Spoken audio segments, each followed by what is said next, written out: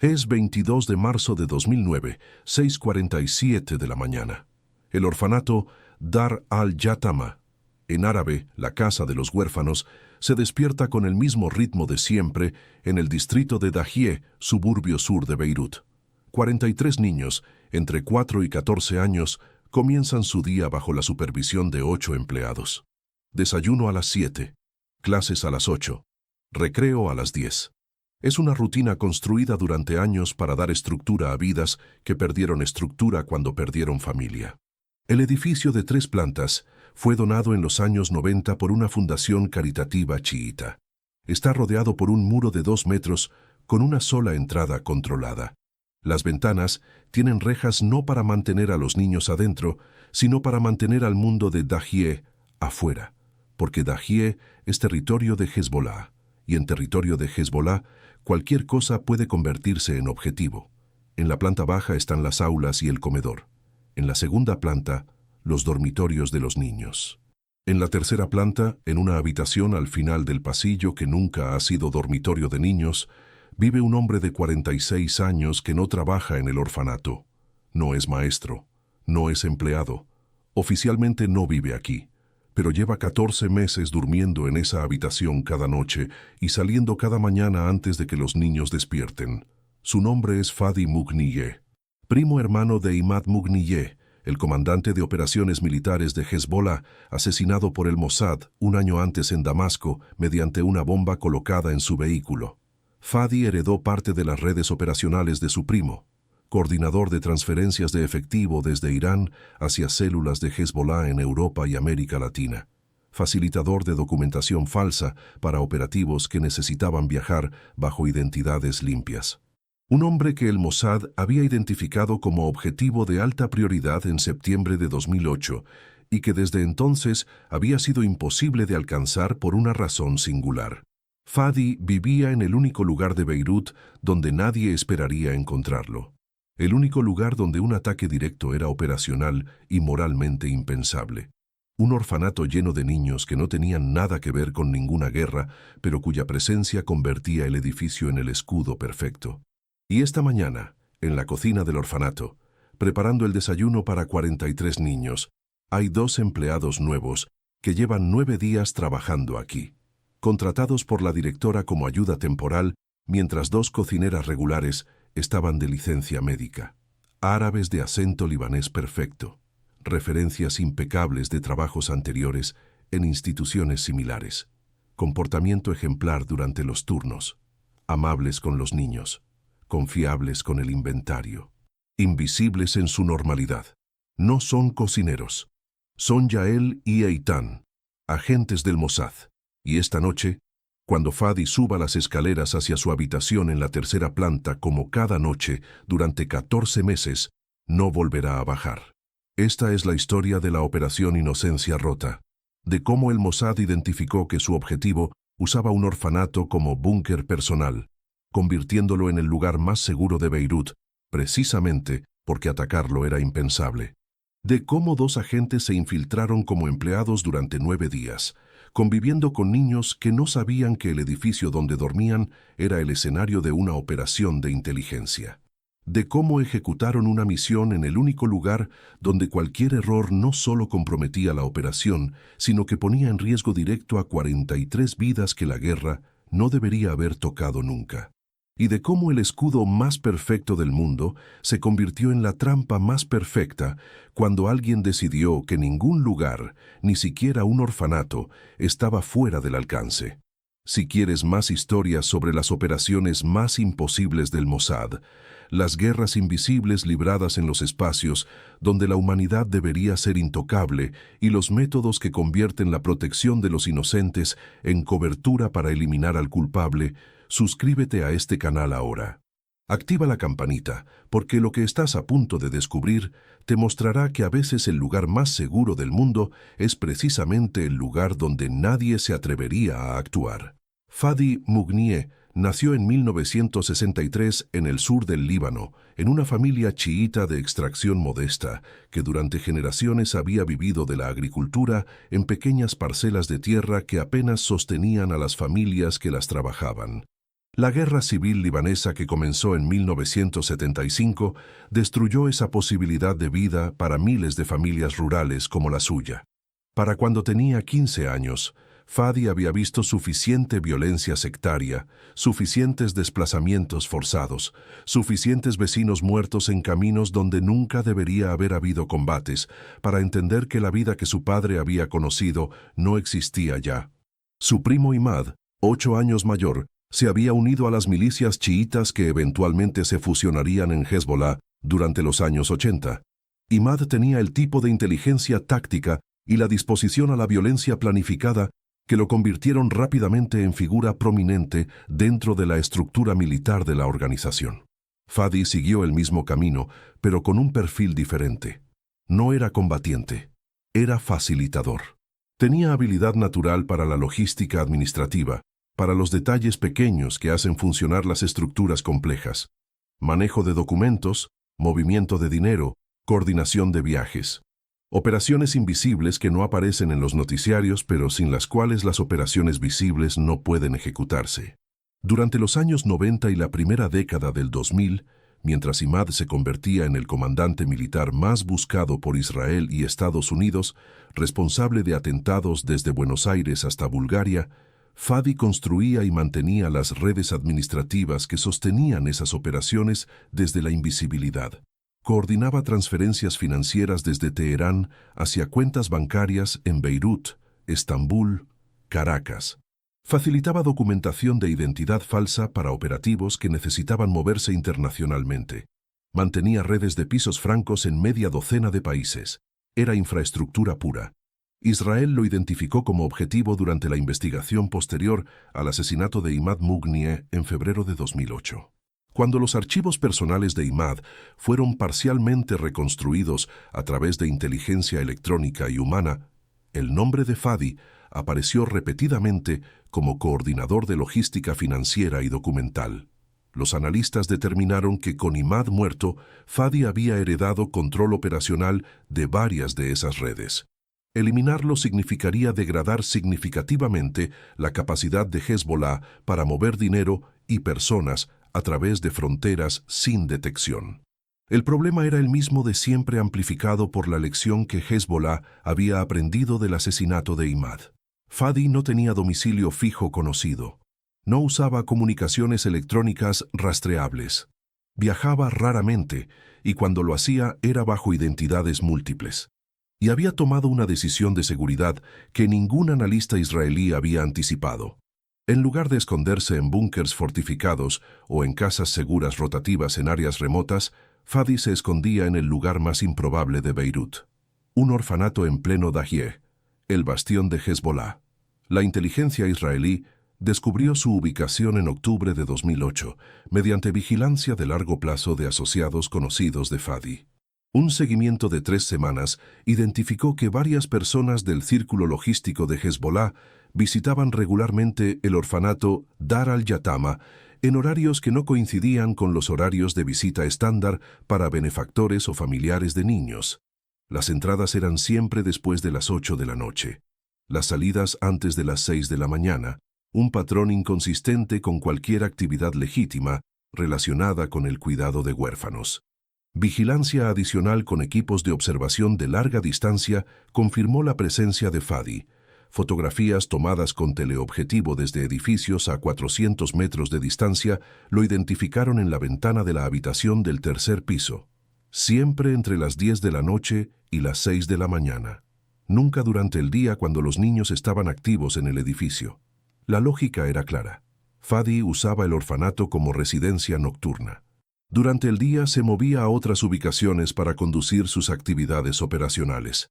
Durante la noche, regresaba al único lugar de Beirut donde ningún servicio de inteligencia enemigo se atrevería a ejecutar un ataque porque hacerlo requería penetrar un edificio lleno de niños.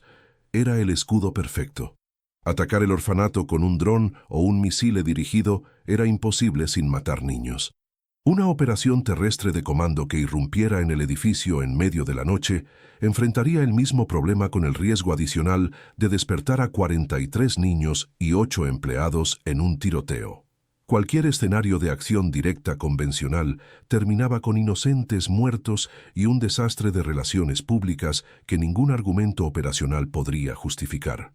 Durante 3 meses, entre octubre de 2008 y enero de 2009, el Mossad estudió el edificio, los horarios, las rutinas. Cada detalle fue documentado. ¿A qué hora llegaban los empleados?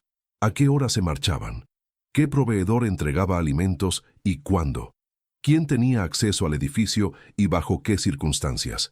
¿Cuándo Fadi llegaba y por qué entrada? ¿Cuándo salía y cómo? El plan, que eventualmente fue aprobado en febrero de 2009, era el único que eliminaba completamente el riesgo para los niños. Infiltrar a 2 agentes como empleados temporales del orfanato. Trabajar durante el tiempo necesario para ganar acceso completo al edificio. Conocer la distribución exacta, identificar el momento óptimo cuando Fadi estuviera en su habitación y los niños estuvieran lo más alejados posible de cualquier incidente. Ejecutar la operación de manera quirúrgica en un momento de la noche, cuando el riesgo de que los niños fueran afectados fuera 0 absoluto. Y extraerse inmediatamente después, sin que ningún niño supiera nunca que algo había ocurrido en el edificio donde dormían. Los agentes seleccionados fueron Yael, con 14 años de experiencia en operaciones de infiltración, y Eitan, con 9 años especializándose en entornos urbanos hostiles. Ambos hablaban árabe libanés dialectal, sin ningún acento que pudiera identificarlos como extranjeros. Ambos habían trabajado previamente en Beirut bajo otras identidades. Y críticamente, ambos tenían las habilidades domésticas reales que sus coberturas requerían. Yael sabía cocinar para grupos grandes, porque había crecido en una familia de 9 hermanos, donde cocinar era responsabilidad rotativa desde la adolescencia.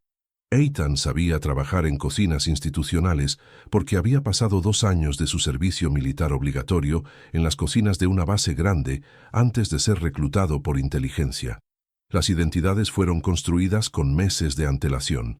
Yael se convirtió en Laila Haddad, 32 años, viuda sin hijos, experiencia previa en cocinas de 2 escuelas en Trípoli, referencias verificables con instituciones que existían y con supervisores que habían sido comprometidos o cuyas identidades habían sido duplicadas de manera que una llamada de verificación resultara en confirmación positiva.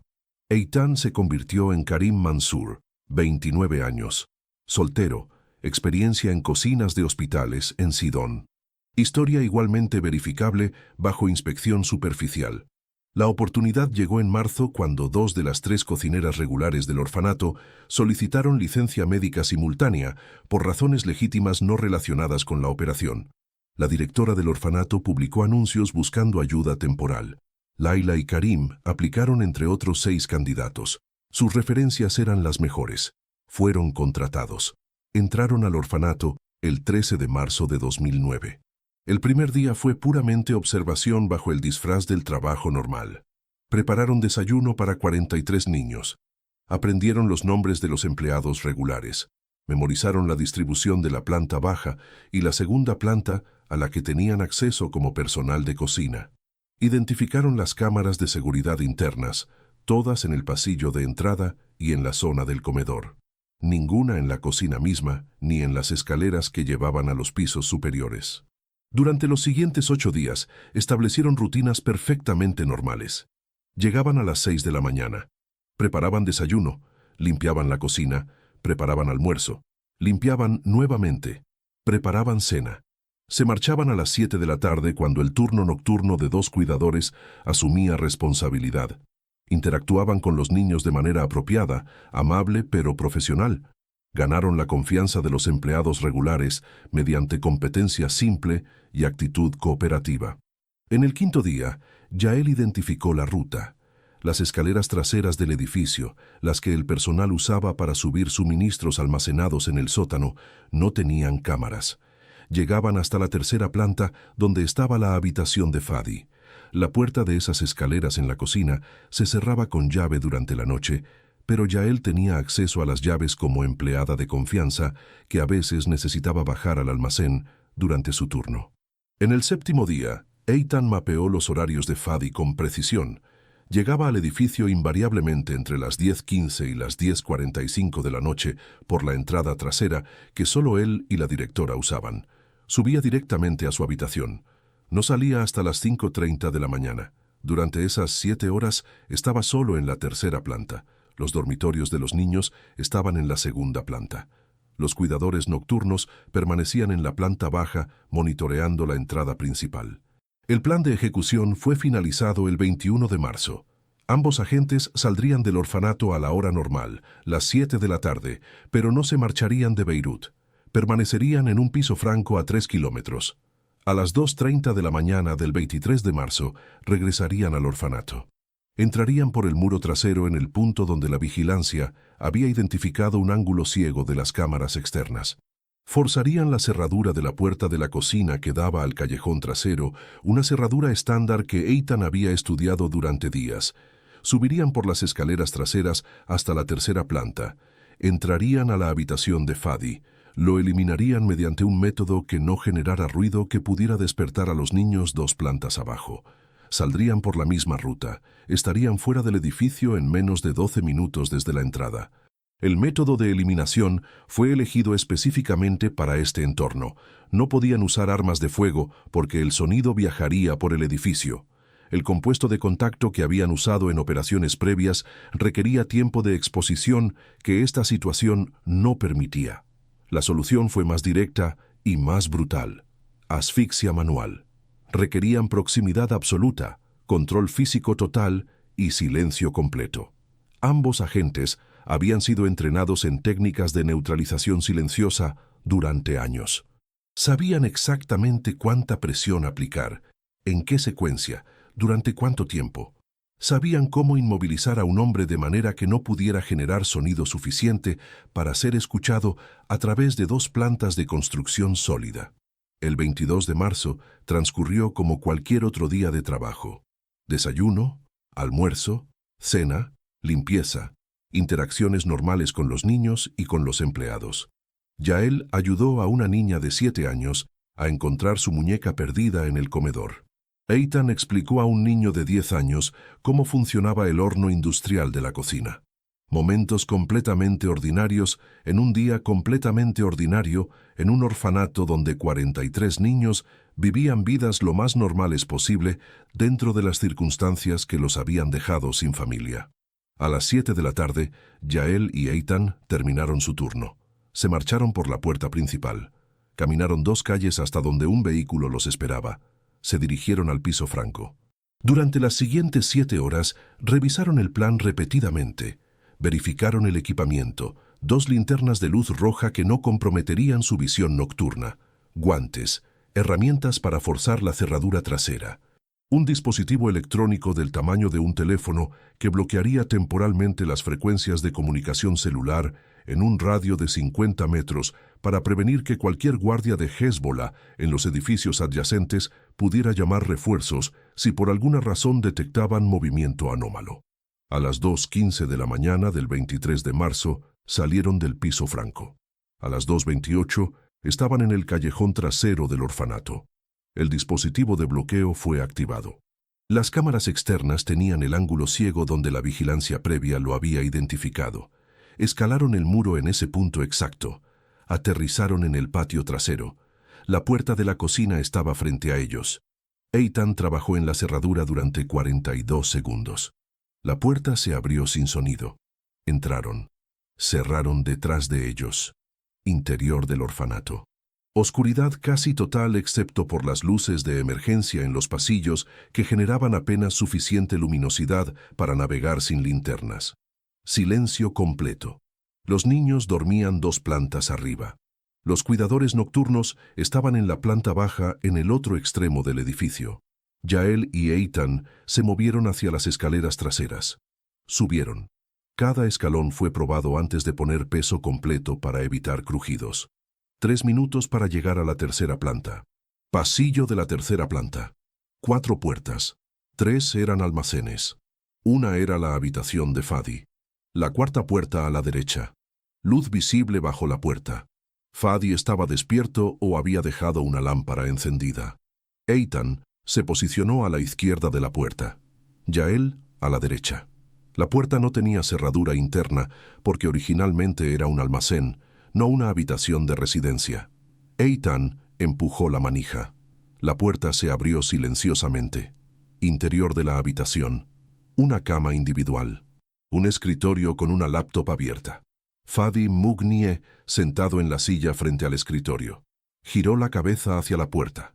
Sus ojos registraron dos figuras entrando. Comenzó a levantarse. Abrió la boca para gritar. Eitan cruzó los 4 metros en menos de 2 segundos. Su mano cubrió la boca de Fadi antes de que el grito se formara completamente. Su otro brazo lo inmovilizó contra la silla. Yael cerró la puerta. Se movió hacia el otro lado. Entre ambos controlaron el cuerpo de Fadi completamente. La resistencia fue inmediata y violenta, pero inútil. Eitan aplicó presión sobre la carótida con técnica precisa. Fadi intentó golpear, intentó liberarse. La presión continuó. Yael aseguró las piernas. 30 segundos. Fadi dejó de resistir. La presión se mantuvo 2 minutos adicionales para garantizar irreversibilidad. Verificación de pulso. Ninguno. Fadi Mugnié estaba muerto en su silla frente a su laptop en la habitación del orfanato que había usado como escudo durante 14 meses. Yael tomó la laptop. Contenía información que los analistas israelíes querrían. Eitan posicionó el cuerpo en la cama para que pareciera que Fadi había muerto durante el sueño, no durante un ataque. No era un engaño que resistiría autopsia, pero retrasaría la comprensión inicial de lo que había ocurrido. Salieron de la habitación. Cerraron la puerta. Bajaron por las escaleras traseras. Planta baja. Cocina. Puerta trasera. Patio. Muro. Callejón. Vehículo esperando a 2 calles. A las 2:51 de la mañana estaban fuera de Dahieh. A las 4:30 habían cruzado hacia territorio controlado por facciones no aliadas con Hezbollah. A las 6 de la tarde del mismo día estaban en Chipre. El cuerpo de Fadi fue descubierto a las 6:15 de la mañana cuando la directora del orfanato subió a su habitación para informarle de una llamada urgente. Encontró la puerta sin llave. Encontró a Fadi en la cama. Pensó que dormía. Lo llamó. No respondió. Se acercó. Lo tocó. El cuerpo estaba frío. Hezbollah llegó antes que cualquier ambulancia. Aseguraron el edificio. Evacuaron a los niños a otra ubicación inmediatamente. La investigación comenzó en la siguiente hora. Los investigadores determinaron rápidamente que la muerte no era natural. Marcas en el cuello, petequias en los ojos, signos de asfixia. Revisaron las cámaras externas. Encontraron el ángulo ciego que había sido explotado. Interrogaron al personal. 2 empleados, Laila y Karim, no se presentaron a trabajar esa mañana. No respondían llamadas. Las direcciones que habían proporcionado en sus aplicaciones eran falsas. Las referencias, cuando fueron verificadas profundamente, llevaban a líneas telefónicas desconectadas o a personas que nunca habían oído de ellos. Hezbollah concluyó en las siguientes 24 horas que el Mossad había infiltrado el orfanato, que los agentes habían trabajado durante días entre los niños, que habían usado el edificio mismo como base para ejecutar a Fadi en su propia habitación. La conclusión fue seguida de rabia y de algo más perturbador. Reconocimiento. El Mossad había penetrado un orfanato. Había trabajado durante 9 días entre niños huérfanos. Había ejecutado una operación en el único lugar que Hezbollah consideraba absolutamente intocable por cualquier código de guerra o humanidad. La operación envió un mensaje que ningún comunicado oficial podría haber transmitido con la misma claridad. No existe lugar seguro. No existe escudo suficiente. Ni siquiera un orfanato lleno de niños protege del alcance israelí cuando el objetivo es considerado suficientemente importante. Para los 43 niños que fueron evacuados esa mañana, la experiencia fue traumática de maneras que ningún adulto que no haya sido huérfano puede comprender completamente. El orfanato era el único hogar que muchos de ellos conocían. Las 2 cocineras que habían sido amables con ellos durante 9 días resultaron ser algo que ningún niño de 9 años puede procesar coherentemente. Y el hombre que vivía en la 3ª planta, que ellos nunca habían conocido pero cuya presencia ahora entendían que era la razón por la que su hogar había sido penetrado, estaba muerto en el edificio donde habían dormido esa misma noche. Para los agentes, el debriefing psicológico fue más extenso que el de cualquier otra operación en sus carreras. Trabajar 9 días entre niños huérfanos mientras preparas una ejecución crea un tipo de disonancia que ningún entrenamiento puede eliminar. Yael describió el momento en que ayudó a la niña de 7 años a encontrar su muñeca. Dijo que ese momento era imposible de reconciliar con lo que vino después. Eran dos realidades en el mismo espacio que su mente no podía integrar. Eitan describió enseñar al niño de 10 años sobre el horno. Dijo que ese niño le preguntó si volvería mañana. Eitan dijo que sí. Sabía que no. El niño nunca sabría por qué las dos personas que habían sido amables con él durante una semana desaparecieron sin explicación. La moralidad de la operación Inocencia Rota genera el debate más incómodo de cualquier operación del Mossad discutida públicamente. Fadi era objetivo legítimo. Coordinaba redes financieras y documentales que sostenían operaciones de Hezbollah que resultaban en muertes. Eliminarlo degradó esas capacidades verificablemente, pero el método requirió usar un orfanato. Requirió convivir con niños durante días. Requirió convertir el único hogar que esos niños conocían en el escenario de una operación de inteligencia que ninguno de ellos eligió presenciar. Los argumentos a favor señalan que Fadi eligió vivir en el orfanato específicamente porque sabía que ningún servicio de inteligencia enemigo se atrevería a atacarlo allí. Convirtió deliberadamente a 43 niños en su escudo humano. El Mossad no creó esa situación. Fadi la creó. Israel solo respondió a la realidad que Fadi construyó. Si Hezbollah usa escuelas, hospitales y orfanatos como escudos, el único mensaje que detiene esa táctica es demostrar que ningún escudo es suficiente. Los argumentos en contra señalan que hay líneas que no deben cruzarse independientemente de lo que el enemigo haga. Que usar niños como justificación para cualquier cosa, incluso para argumentar que el enemigo los usó primero, ya es haber perdido algo fundamental. Que los 43 niños no eligieron proteger a Fadi. No sabían que existía, pero sus vidas fueron instrumentalizadas por ambos lados. Por Fadi que los usó como escudo, por el Mossad que penetró su hogar, y que en esa instrumentalización bilateral, la infancia misma se convierte en variable táctica en lugar de categoría protegida. No hay resolución, solo el orfanato vacío y los niños evacuados a otro edificio donde nunca se sentirán completamente seguros nuevamente. Esta es la historia de cómo el Mossad identificó el escudo perfecto y decidió que ningún escudo es suficiente, de cómo dos agentes trabajaron durante 9 días entre niños que no sabían que el edificio donde dormían era el objetivo de una operación, y de cómo el hombre que pensó que vivir sobre las cabezas de 43 huérfanos lo haría intocable, murió en la habitación que había elegido precisamente porque pensaba que nadie se atrevería a llegar hasta allí. Porque a veces el lugar más seguro del mundo es solo seguro hasta que alguien decide que no lo es. Y cuando ese lugar es un orfanato, cuando ese escudo son niños que ya perdieron todo lo que un niño puede perder, la pregunta no es si la operación fue exitosa. La operación fue exitosa. La pregunta es, ¿qué significó ese éxito para los 43 que despertaron esa mañana sin entender por qué su hogar ya no era su hogar?